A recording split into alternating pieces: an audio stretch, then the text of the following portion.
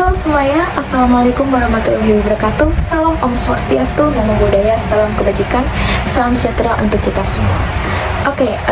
Sebelumnya kenalin, nama aku Ninda Bella Karisma dengan NIM 0230810270. Di sini aku ingin menjelaskan atau mempresentasikan apa yang udah aku pelajari dan udah aku pahami selama tengah semester ini di mata kuliah Game Education. Ada 3 poin yang ingin aku bahas di sini, yaitu yang pertama ada Introduction to Digital Media for Learning, yang kedua ada Design Principle yang dikemukakan oleh para ahli, dan yang ketiga ada Azure Model. Mungkin langsung saja. Yang pertama ada Introduction to Digital Media for Learning. Sebelum masuk ke dalam materi, aku ingin menyinggung sedikit tentang multimedia pembelajaran ini. Yang awalnya passion aku sendiri adalah pendidikan PKN yang tidak berminat sama sekali untuk membuat game edukasi seperti ini. Namun ketika aku sudah mempelajari, aku sudah memahami, dan aku sudah membuat game edukasi yang masih basic saja, itu ternyata sangat berguna. Apalagi aku yang nantinya calon pendidik atau calon guru, itu sangat berguna banget. Multimedia sendiri adalah perantara kita dalam menyampaikan materi agar dipahami oleh siswa kita. Seperti yang Mayer jelaskan, Mayer defines that multimedia learning occurs when students build mental representation from board and picture that are present to them. Jadi, multimedia pembelajaran ini terjadi ketika siswa membangun representasi mental dari kata-kata dan gambar yang disajikan. Basic elements of multimedia ada teks atau kata-kata, ada gambar, ada audio, ada video, dan juga animasi. Jadi multimedia pembelajaran ini adalah pengantar kita dalam menyampaikan teori agar pembelajaran tidak membosankan dan tidak monoton. Saya sendiri sebagai calon seorang guru PKN menyadari bahwa PKN itu adalah full teori. Jadi kita harus pintar-pintar dalam menginovasikan, pintar-pintar kreatif dalam membuat media pembelajaran agar PKN itu dapat diingat oleh siswa kita sampai nanti, dan tidak hanya masuk kelas, tidak hanya mengerjakan tugas yang penting selesai, tapi juga mengingat dengan apa yang sudah mereka pelajari dan nantinya akan berguna untuk masa depan. Berikutnya Digital Media Solutions. Ada online learning, mobile learning, emerging learning technologies, instructional video, and instructional simulation and games. Yang pertama ada online learning, yang berarti pembelajaran online. Yang kita tahu pembelajaran online itu sekarang sudah menjadi hal yang biasa, dan mungkin sebagian orang menganggap pembelajaran online itu sangat efektif, khususnya untuk orang-orang yang sangat sibuk atau mahasiswa yang sibuk.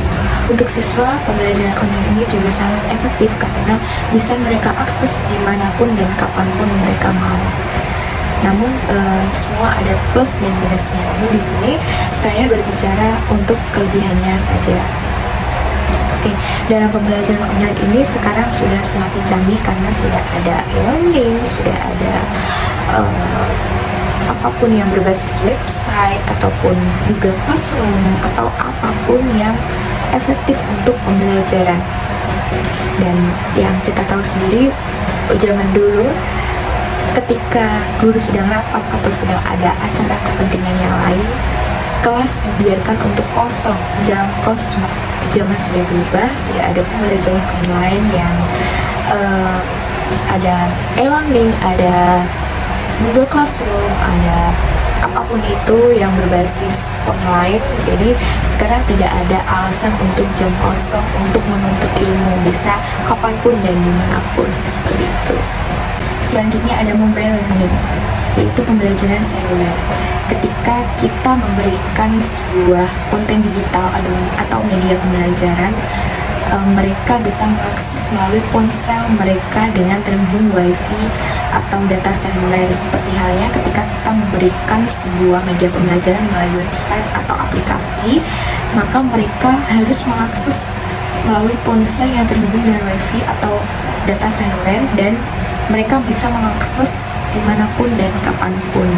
Selanjutnya ada emerging learning technology, yaitu teknologi pembelajaran yang sedang muncul dan berkembang guna meningkatkan pengajaran, pembelajaran, dan penilaian sehingga dapat tercapainya tujuan pembelajaran yang telah ditentukan. Selanjutnya ada instructional video atau video instruksional. Video instruksional sangat bervariasi dalam hal kualitas, tergantung pada sumber dan metode penyampaiannya. Video instruksional sendiri contohnya ada Adobe Premiere, Final Cut Pro, iMovie, dan sekarang di ponsel ada CapCut, ada KineMaster, dan masih banyak lagi untuk video instruksional, untuk video pembelajaran yang dibuat untuk pembelajaran. Selanjutnya ada instructional simulation and games, yaitu simulasi dan permainan. Jika digunakan dengan benar, dapat menjadi alat pembelajaran yang sangat ampuh. Seperti media lainnya, yang terpenting adalah menentukan terlebih dahulu apakah simulasi atau pemahaman tersebut sesuai dengan tujuan pembelajaran atau tidak. Selanjutnya, creating, using, and managing digital media. Mayer studies have demonstrated that multimedia learning or learning via words and picture is effective. Jadi, Mayer mengungkapkan bahwa pembelajaran multimedia atau media pembelajaran melalui kata-kata dan gambar itu sangat efektif. Mayer memaparkan berbagai teori atau prinsip multimedia yang akan kita bahas di bab selanjutnya. Selanjutnya, praktik terbaik lainnya untuk menciptakan media digital adalah yang pertama, fokus pada tujuan pembelajaran. Yang kedua, gunakan teks yang ringkas. Yang ketiga, ada gunakan gambar berkualitas tinggi. Yang keempat, buat desain yang konsisten. Yang kelima, gunakan navigasi yang mudah digunakan. Yang keenam, gunakan audio dan video untuk menciptakan pengalaman belajar yang mendalam. Yang ketujuh, sertakan aktivitas latihan interaktif untuk melibatkan pelajar atau siswa. Yang ke-8, memberikan umpan balik pada kegiatan praktik. Yang ke-9, menggunakan penilaian diri. Yang ke-10, mewaspadai ukuran file jika pelajar mengunduh atau melakukan streaming file media digital. Yang ke-11, memberikan isyarat-isyarat untuk konten penting. Dan yang ke-12 ada video teks tertutup atau sertakan transkrip narasi. Oke, selanjutnya ada benefits of using digital media. Yang pertama ada easy of use. Pada umumnya media digital mudah digunakan dan dapat diintegrasikan ke dalam pembelajaran yang ada dalam berbagai format, seperti pembelajaran mandiri, hybrid, atau online. Yang kedua ada immersive experience, yaitu pengalaman yang mendalam. Media digital memberikan siswa pengalaman yang mendalam, terutama bila dibangun dengan banyak interaktivitas. Yang ketiga ada reach a wide audience, yaitu jangkauan khayal luas. Bisa menjangkau khayal luas. Media digital membantu menjangkau sejumlah pelajar melintasi batas-batas geografis. Yang keempat ada easily update, yaitu mudah diperbarui. Jika media digital disampaikan secara online, kontennya dapat dengan mudah diperbarui dan dibagikan kepada peserta didik. Yang kelima ada self-paced, yaitu berjalan sendiri. Media digital bisa berjalan sendiri. Artinya, apabila dirancang dengan baik dan efektif, peserta didik dapat menavigasi pembelajaran media digital secara individu. Dan yang terakhir ada cost effective.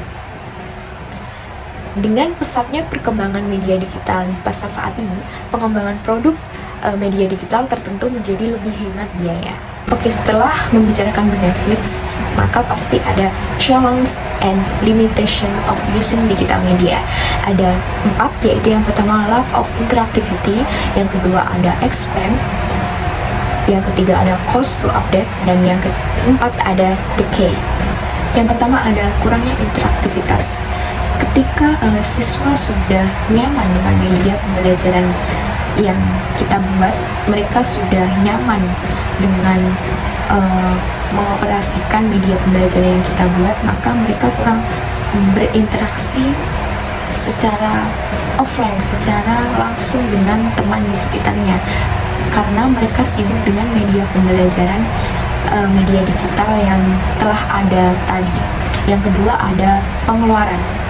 Meskipun beberapa media digital mungkin hemat biaya, namun ada juga yang sangat mahal untuk dikembangkan. Misalnya permainan dengan ketelitian tinggi atau simulasi. Yang ketiga ada biaya untuk memperbarui.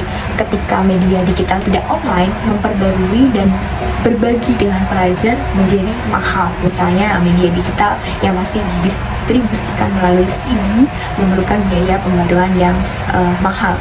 Dan yang keempat ada kerusakan atau kehilangan. Media digital berhenti berfungsi setelah teknologi memudar.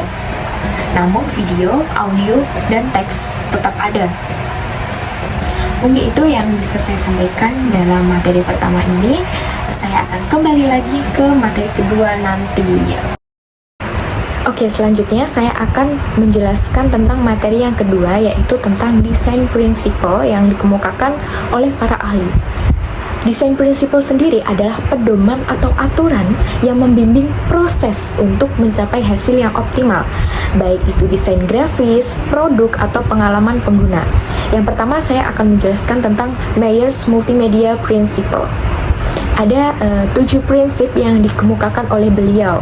Yang pertama ada Multimedia Principle, yang kedua Contiguity, Modality, Redundancy, Coherence, Personalization, dan yang terakhir Segmenting and Retraining.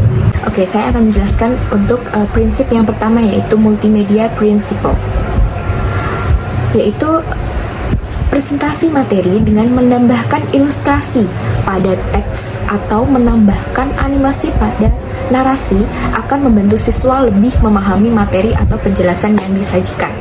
Yang kedua ada Contiguity Principle, yaitu siswa dapat belajar lebih baik saat kata-kata dan gambar-gambar terkait disajikan secara berdekatan daripada saat disajikan saling dengan berjauhan dalam halaman atau layar slide. Yang ketiga ada Modality Principle, yaitu saat membuat presentasi multimedia berisi animasi dan kata-kata, maka cara terbaik menyajikan mereka dengan bentuk narasi daripada teks on screen. Siswa dapat belajar lebih baik dari animasi dan narasi daripada animasi teks on screen. Oke, selanjutnya ada Redundancy Principle. Ketika kita membuat multimedia pembelajaran yang berisi animasi dan bernarasi padat, maka jangan kita menambahkan teks on screen yang hanya mengulang kata-kata dari narasi tersebut, karena siswa dapat belajar lebih baik dari animasi dan narasi daripada animasi, narasi, dan teks on screen. Yang kelima ada Coherence Principle. Siswa dapat belajar lebih baik saat kata-kata, gambar-gambar, atau suara-suara tambahan dibuang daripada dimasukkan. Siswa cenderung dapat belajar lebih baik ketika yang disajikan itu lebih ringkas. Jadi kita membuang yang tidak perlu. Yang keenam ada Personalization Principle. Penggunaan multimedia sebaiknya digunakan pada siswa yang belum mempelajari materi, bukan untuk mengulang atau remedi. Sebab siswa yang memiliki pengetahuan kurang tertarik pada unsur-unsur multimedia. Begitu juga siswa yang kemampuan spesial rendah juga tidak begitu tertarik dengan tampilan multimedia. Yang ketujuh ada Segmenting and Retraining, yaitu prinsip segmentasi menyarankan untuk memecah materi pelajaran yang besar menjadi segmen-segmen yang kecil. Prinsip pralatihan menyarankan untuk memastikan siswa mengetahui nama dan karakteristik konsep-konsep penting. Oke, selanjutnya saya akan menjelaskan tentang Clark and Lyons Principle. Ada 3 prinsip yang diungkapkan, yaitu yang pertama ada Feature of Visual, yang dibagi lagi menjadi 3, yaitu Surface Characteristic, yaitu merujuk pada aspek-aspek visual dari materi. Yang kedua ada Communication Characteristic, yaitu pentingnya komunikasi yang jelas dan efektif. Dan yang ketiga ada Psychological Characteristic, yaitu merujuk pada bagaimana faktor-faktor psikologis tertentu mempengaruhi pembelajaran. Prinsip yang kedua ada Content and Goal of the Lesson. Yang pertama ada Provide Memory Support, yaitu kemampuan mengingat dan mengaplikasikannya dalam situasi lain. Yang kedua ada Build Mental Model, yaitu kerangka kerja kognitif untuk merepresentasikan dan menginterpretasi informasi. Yang ketiga ada Listen Content, yaitu inti informasi atau materi yang ingin disampaikan. Yang ketiga ada Learner's Characteristic. Ada 3 juga, yaitu yang pertama ada prior knowledge, yaitu informasi atau pemahaman yang peserta didik bawa ke situasi pembelajaran baru. Yang kedua ada spatial ability, yaitu kemampuan seseorang dalam memahami bentuk visual. Yang ketiga ada visual literacy skill, yaitu kemampuan memahami bentuk visual dan mengekspresikannya. Prinsip selanjutnya yaitu Lohr's Visual Literacy Principle. Ada 3, yaitu Selecting, Organizing, and Integrating.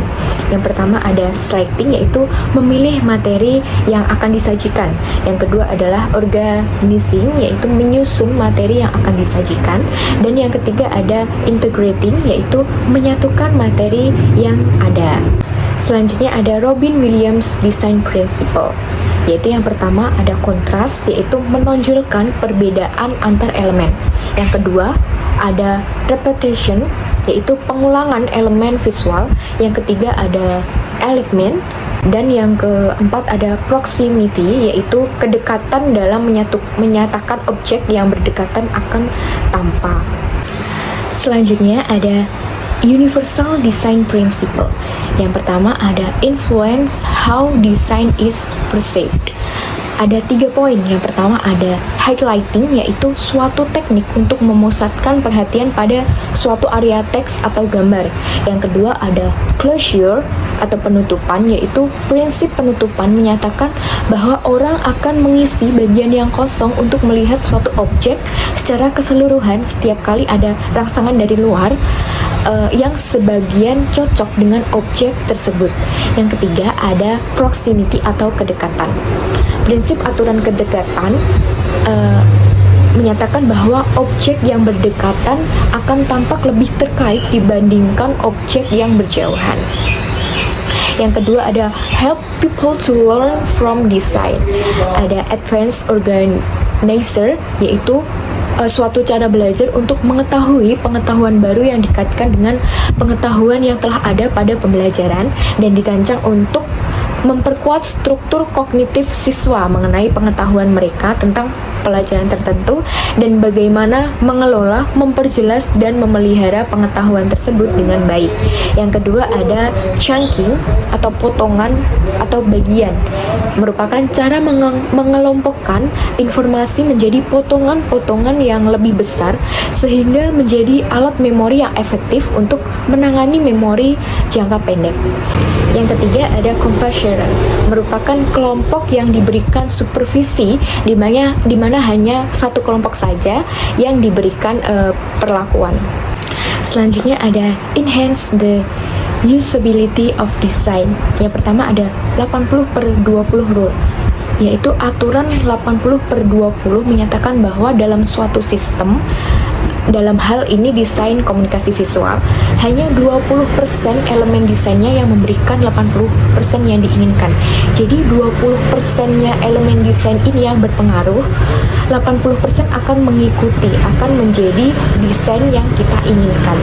Yang kedua ada accessibility, yaitu desain yang dapat diakses berfokus pada hasil atau hasil akhir dari sebuah proyek desain.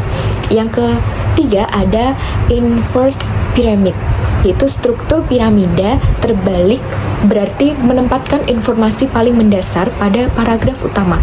Kemudian menyusun rincian lainnya dari yang paling penting hingga yang paling tidak penting pada grafik. Selanjutnya ada increase the appeal of design. Ada baby, golden ration, and framing.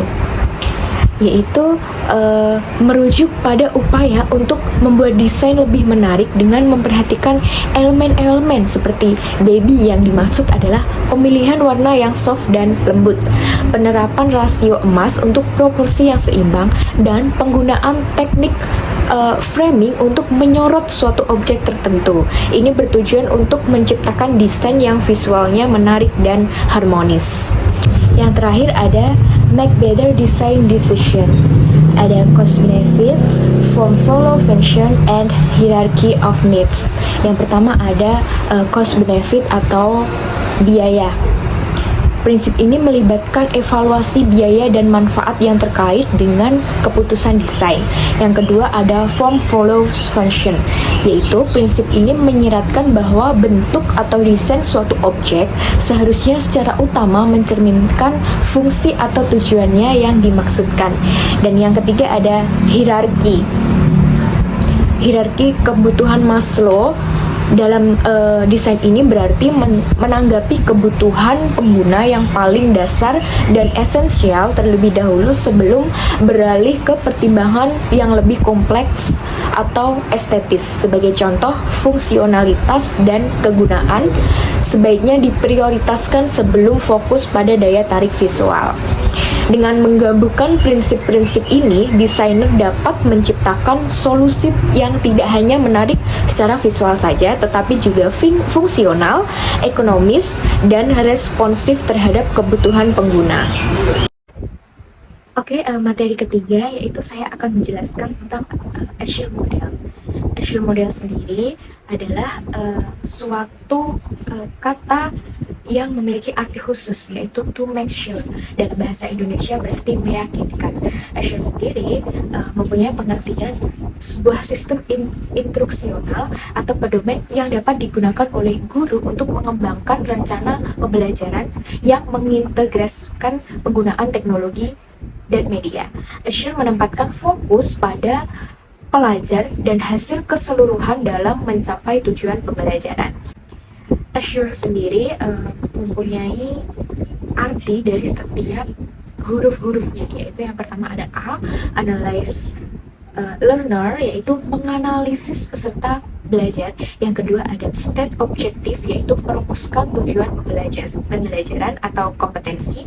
Yang ketiga ada select method, media and materials, yaitu memilih metode, media, dan bahan ajar. Yang keempat ada utilize media and materials, yaitu menggunakan media dan bahan ajar. Yang kelima ada require learner participation, yaitu mengembangkan peran serta peserta belajar. Dan yang keenam ada evaluate and revise, yaitu menilai dan memperbaiki. Yang pertama ada analysis learner, yaitu menganalisis peserta diri kita. Kita harus mampu memahami bagaimana karakter yang dimiliki oleh siswa kita, bagaimana tentang pengetahuan dasar mereka, bagaimana tentang keseharian mereka, tentang sifat-sifat mereka, tentang latar belakangnya mereka, tentang sosialnya mereka bagaimana. Ketika kita sudah mengetahui bagaimana karakter, bagaimana kehidupan siswa kita, kita akan tahu apa yang harus kita lakukan dalam membuat media pembelajaran, dalam menyampaikan materi agar cepat diterima oleh siswa tersebut, karena setiap siswa karakternya berbeda-beda. Tujuan kita menganalisa siswa kita yaitu kita dapat menemui kebutuhan belajar siswa yang urgent sehingga mereka mampu mendapatkan tingkatan pengetahuan dalam pembelajaran secara maksimal. Analisis pembelajar tersebut meliputi 3 faktor kunci dari diri pembelajar, yang meliputi yang pertama general characteristic, yang kedua ada specific entry competencies, dan yang ketiga ada learning style atau gaya belajar. Yang kedua ada state objective atau merumuskan tujuan pembelajaran atau kompetensi. Jadi merumuskan tujuan pembelajaran dapat menggunakan rumusan dengan model ABCD, yaitu A. Audience, pembelajar dengan segala karakteristiknya. Yang kedua ada behavior, yaitu kata kerja yang menjabarkan kemampuan yang harus dikuasai. Yang ketiga ada condition, yaitu situasi kondisi yang memungkinkan bagi pembelajar dapat belajar dengan baik. Dan yang keempat ada degree, yaitu persyaratan khusus yang dirumuskan sebagai standar baku pencapaian tujuan pembelajaran. Yang ketiga ada select method, media and materials, yaitu memilih metode, media, dan bahan ajar. Ada 3 tahapan penting, antara lain menentukan metode yang tepat untuk kegiatan belajar tertentu. Kemudian memilih format media yang disesuaikan dengan metode yang diterapkan. Dan yang ketiga ada memilih, merancang, memodifikasi atau memproduksi bahan ajar. Yang keempat ada utilize media and materials, yaitu menggunakan media dan bahan ajar. Rumus untuk pemanfaatan media dan material pembelajaran ini ialah ada preview the materials, kaji bahan ajar. Yang kedua ada prepare the materials, siapkan bahan ajar. Yang ketiga ada prepare environment, yaitu siapkan lingkungan. Yang keempat ada prepare the learners, yaitu siapkan peserta didik. Dan yang kelima ada provide the learning experience, yaitu tentukan pengalaman belajar. Jadi harus diingat, kaji bahan ajar, siapkan bahan ajar, siapkan lingkungan, siapkan peserta didik, dan tentukan pengalaman belajar. Yang kelima ada require learner participation atau mengembangkan peran serta peserta belajar. Mengembangkan peran serta peserta didik mempunyai tujuan agar peserta bisa ikut berpartisipasi dalam pembelajaran. Oleh karena itu, melibatkan peserta untuk belajar adalah aktivitas yang harus dilakukan oleh guru dalam proses pembelajaran. Seorang guru pada era teknologi sekarang dituntut untuk memiliki pengalaman dan praktik menerapkan, menganalisis, mensintesis, dan mengevaluasi ketimbang sekedar memahami dan memberi informasi kepada siswa. Dan yang keenam ada evaluate and revise, yaitu menilai dan memperbaiki. Fungsi evaluasi merupakan alat yang penting. Evaluasi merupakan alat yang penting sebagai umpan balik bagi siswa. Evaluasi merupakan alat yang penting untuk mengetahui bagaimana ketercapaian siswa dalam menguasai tujuan yang telah ditentukan. Evaluasi dapat memberikan informasi untuk mengembangkan program kurikulum. Informasi dari hasil evaluasi dapat digunakan siswa secara individual dalam mengambil keputusan. Evaluasi berguna untuk para pengembang kurikulum, khususnya dalam menentukan tujuan khusus yang ingin dicapai. Dan evaluasi berfungsi sebagai umpan balik untuk orang tua, guru, pengembang kurikulum, dan pengambil kebijakan. Untuk mengetahui ketercapaian dari tujuan penilaian dilakukan tidak hanya tentang prestasi dari peserta didik, tetapi juga program pembelajaran atau media yang digunakan. Pada tahap ini kita akan menjawab pertanyaan terkait dengan apa tujuan pembelajaran yang tercapai dan apakah media yang digunakan efektif dan efisien. Demikian juga evaluasi berguna untuk melakukan penilaian apakah seluruh proses belajar sudah berjalan dengan baik atau ada proses pembelajaran yang perlu ditingkatkan dan direvisi untuk meningkatkan kualitas kegiatan belajar mengajar itu sendiri.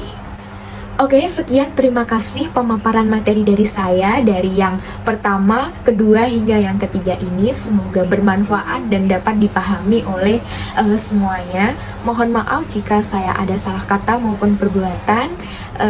Terima kasih, mungkin itu saja yang dapat saya sampaikan. Dan akhir kata, wassalamualaikum warahmatullahi wabarakatuh. Om Santi Santi Santi Om.